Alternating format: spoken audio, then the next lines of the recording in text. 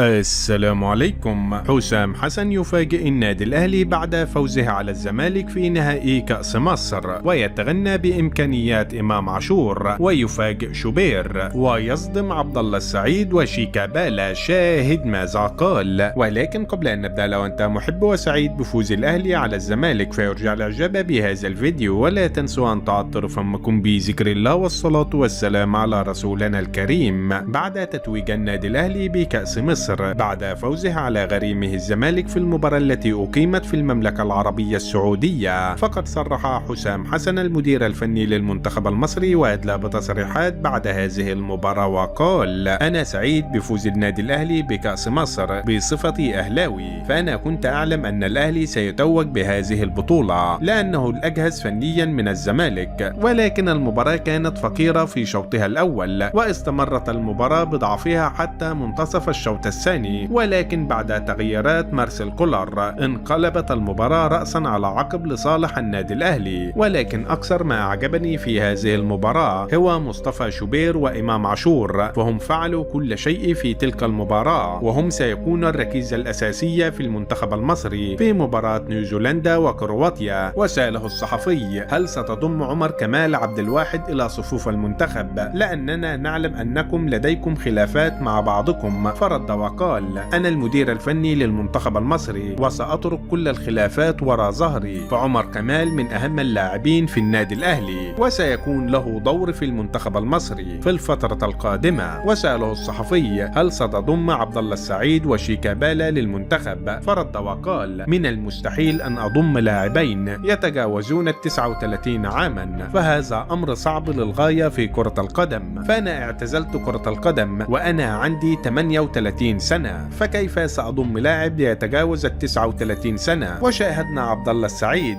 فلم يفعل أي شيء طوال المباراة، وكان من أقل لاعبين الزمالك في الملعب اليوم. وفي النهاية شاركونا بآرائكم حول هذا الموضوع، ولا تنسوا الإعجاب بهذا الفيديو والاشتراك في القناة ليصلكم جديدنا.